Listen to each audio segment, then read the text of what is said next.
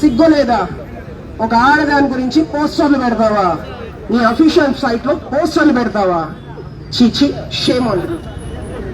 ఇవ్వండమ్మా, మీరు పంచండి. సో పాత్రికేయుల సోదరికి అందరికీ మీ అమూల్యమైన టైం ఇచ్చారు, సంతోషం. నిజాలు ప్రచురణలో ఉండాలి, ఇలాంటి అబద్ధాలతో పాటు నిజాలు కూడా తెలుస్తూ ఉండాలి. So thank you so much, thank you. ఏదమ్మా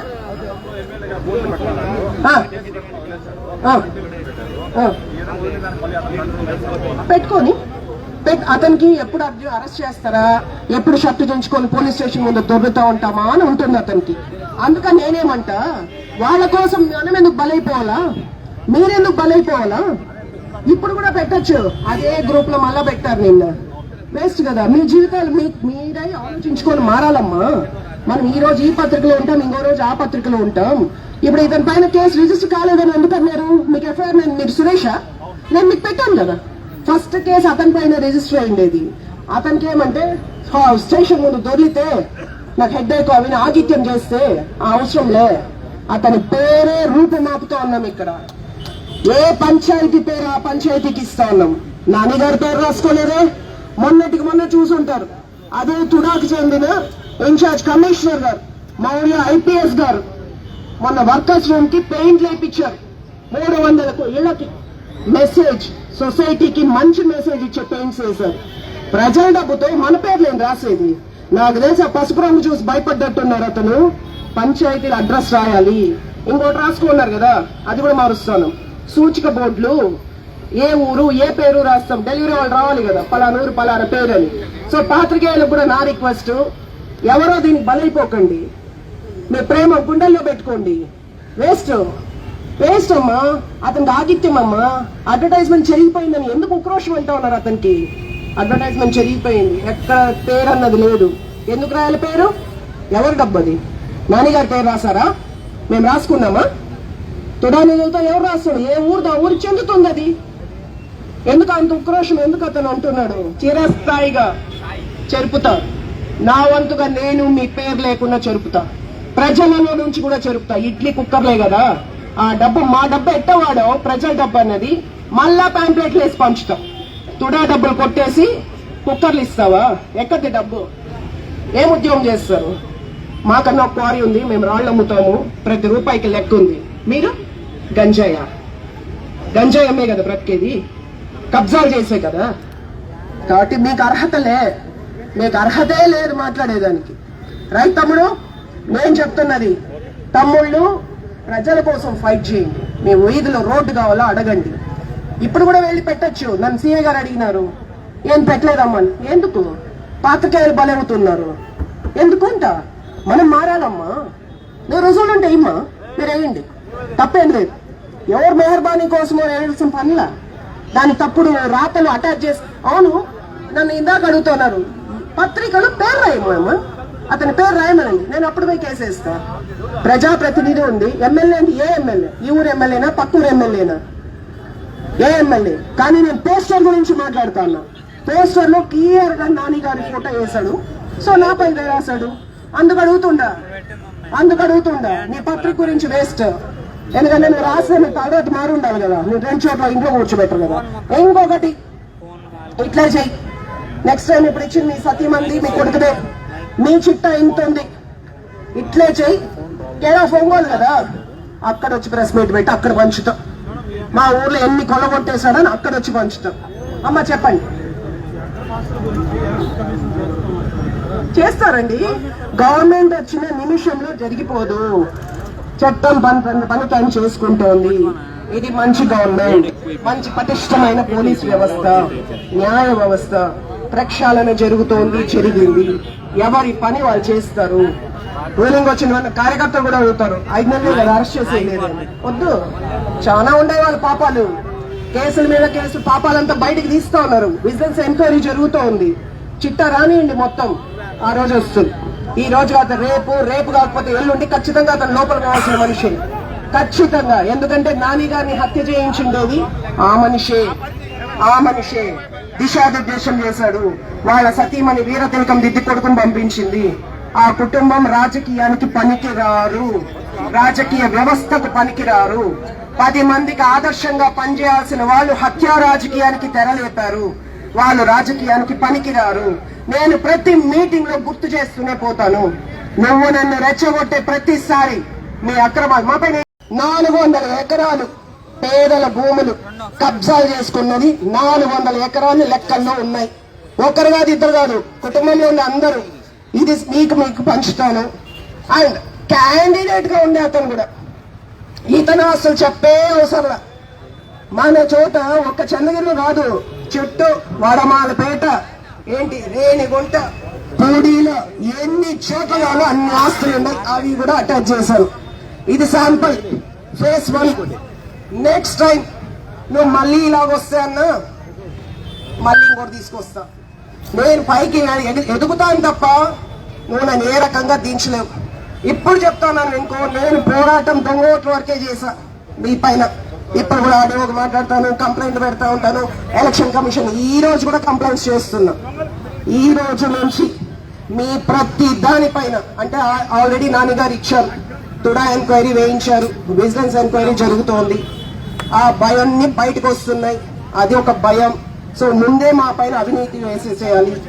మీ కబ్జాలు, మీ ఆస్తుల వివరాలు అన్ని బయటకు వస్తున్నాయి. తొందర ఎందుకు? వెయిట్ చేయండి, కొద్ది రోజులు వెయిట్ చేయండి. మీరు లోపలికి వెళ్ళే టైం కూడా వస్తుంది. అంటే ఈ రోజు అనుకోని ఈ రోజు ఉంటే మా పెద్ద ఆయన వాళ్ళని ఇన్సల్ట్ చేసి అవమానించి డిప్యూటీ సీఎం గారి కుటుంబ సభ్యులను అవమానించిన వాళ్ళు 9 నెలలు మేము వెయిట్ చేయబడలా. వెంటనే లోపల పడేసాను. పెద్ద విషయం కాదు. మీరు చేస్తారే తప్పుడు అరెస్టులు, అలాగా లే. చట్ట ప్రకారం చట్టం తన పని తను చేసుకుంటుంది. ఇక్కడ కూడా కాస్త ఓపిక పట్టాలి. చట్టం తన పని తను ఖచ్చితంగా చేస్తుంది. అండ్ మన నాయకులకు అందరికి ఇది నేనేదో భయపడా, నేను ఇంట్లో కూర్చోను. ఖచ్చితంగా ఇంట్లో కూర్చొని జగన్న నా పైన ఏదో రాసేస్తే నేనేదో భయపడిపోతాను. రుజువులు ఉందా? రైట్. అంటే ఇట్లా కూడా తెగించేసి ఉంటారు.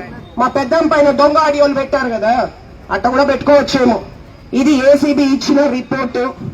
ఏసీబీ ఇచ్చిన రిపోర్ట్ లో ఎక్కడ అతను ఏం చేశాడో అది ఉంది. ఎవరు చెప్పారో మీకు? రైట్, తెచ్చి చూపించాలి కదా, పత్రికలకు ఇయ్యాలి కదా. ఇవన్నీ నేను పత్రికలకు పంచుతాను. ఇప్పుడు మీకు చేత కాదని తెలుసు, ఏదో ఒకటి రుద్దాలనేది ఆలోచన.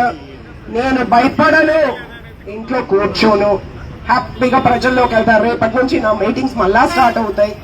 మీరు చేసిన ప్రతి ఒక్కటి నేను మాట్లాడుతూ పోతాను. ఇంకా మా లీడర్స్ గురించి ఏం రాసావు?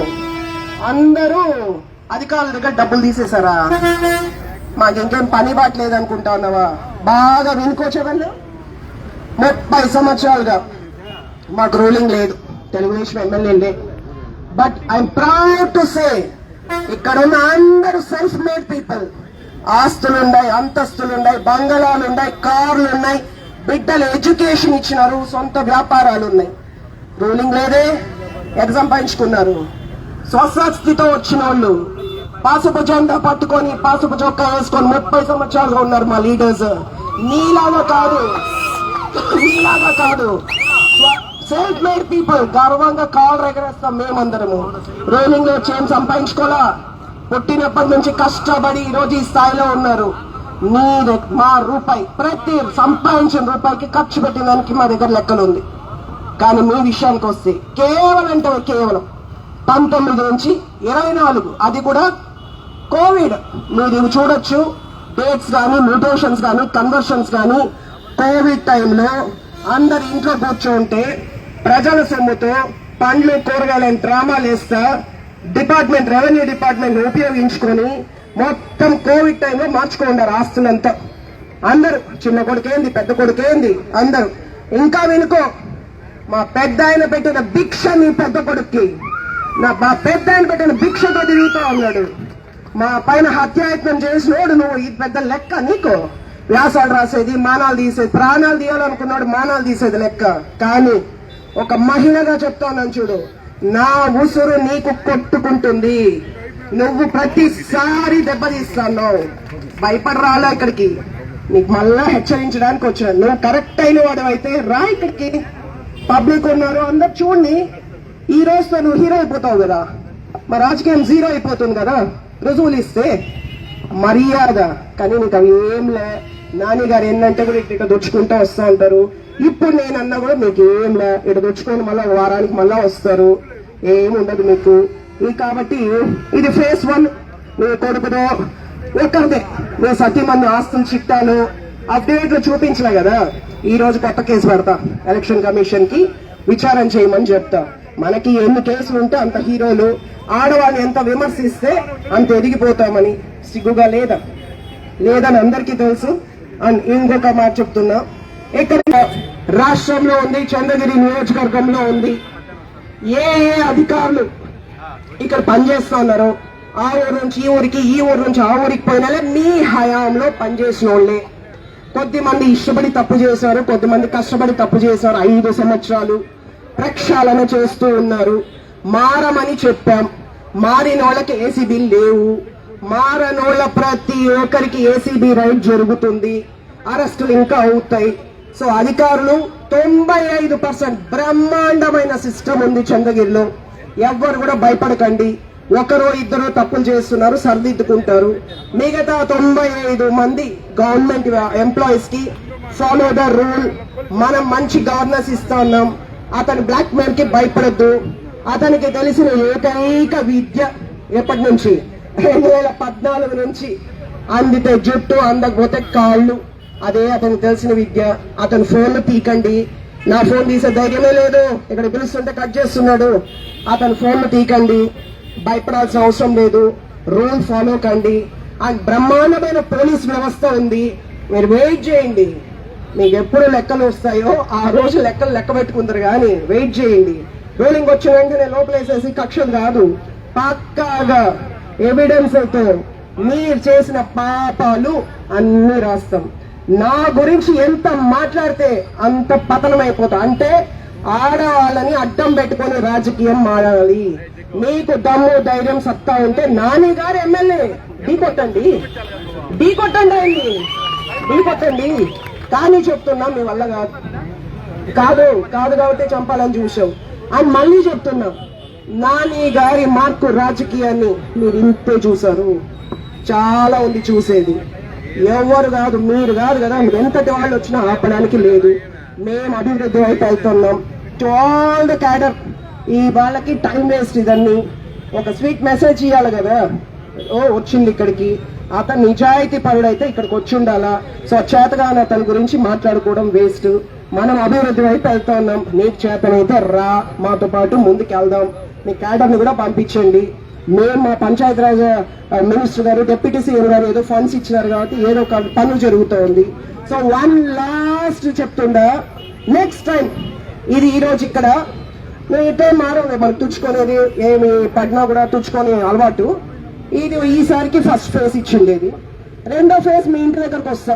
ఇంకోసారికి ఇట్లా రాసాం అంటే మీ ఇంటి దగ్గరకు వస్తాను. అందరు మహిళలు తీసుకొని, అందరు అధికారులు కూడా తీసుకొని వస్తా. ఇట్లా ఫోన్లు కట్ చేసేది, తప్పించుకుపోయేది, మళ్ళీ ఇంట్లో కూర్చొని ప్రెస్ మీట్ పెట్టేది, ఈ దాగుడు మూతలు వద్దని ఎక్కడికి పిలిచింది. నెక్స్ట్ టైం నీ ఇంటి దగ్గరకు వస్తున్నా. సో ఇక్కడ ఉన్న వాళ్ళకి అందరికీ ఇది వేస్ట్, టైం పూర్తిగా వేస్ట్. కాకపోతే నా గురించి నేను మాట్లాడినప్పుడు నా ఖండించుకోవాలా. నన్ను నేను కాపాడుకోలేకపోతే, నేనున్నానని చెప్పి నా మహిళలకంతా నేను నిలబడినా, వాళ్ళని నేను కాపాడుకోలేను. సో నా పోరాటం నేను చేస్తా. నా వాయిస్ చాలు, నాకే పవర్ అవసరం లేదు. నిజాయితీ, గంజాయి అమ్ముకునే మీకే ఇంటుంటే నిజాయితీతో బ్రతికే మాకెంత ఉండాలి? గంజాయి అమ్ముకునే బ్రతుకు మీది, మీకే ఎంతుంటే మీ కుటుంబానికి మాకెంత ఉండాలా?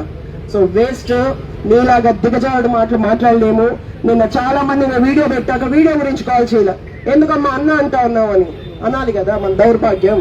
నా భర్త ప్రాణాలు తీయాలనుకుంటామో మర్యాద ఇస్తాము, ఇవ్వాలి కదా, ఇస్తా. నువ్వేదో నా గురించి తప్పుడు పోసు పెడతావు, ఇంతకంత అనుభవిస్తాం. నేను ప్రత్యక్షంగా పోరాటం చేస్తా. నాని గారు చేస్తారు. ఇంకా బాగా గుర్తుపెట్టుకోండి, నాని గారికి ఎంత తెగు ఉందో అంత దయాగుణం ఉంది. నా దగ్గర లేదు, నా దగ్గర అస్సలు లేదు. నీకు నువ్వు చేసిన పాపాలు అనుభవించేంత వరకు నేను పోరాటం చేస్తానే ఉంటాను. వేస్ట్ మాట్లాడేది వేస్ట్. కానీ అవసరం ఇది. నిజాలు కూడా పబ్లిసిటీకి తెలియాలా, నిజాలు కూడా పబ్లిక్ తెలియాలా. నాకు తెలిసి నాకు అర్థమైంది ఏమంటే, పసుపు రంగు చూసి జడిచినట్టు ఉండవు కదా, నియోజకవర్గం అంతా. That's the power of yellow, that's the power of our party, that's the power of our party. Will stand, will fight, will represent. నేను ఉంటా, నువ్వు చేసే చెయ్యి, నేను ఫేస్ చేస్తా. ముందర అప్పుడు కరెక్ట్, లేకపోతే నేను ఎవరో వీడియో పెట్టారు, అది మీరు ఆలోచించుకోవాలి. జై తెలుగుదేశం, జై తెలుగుదేశం.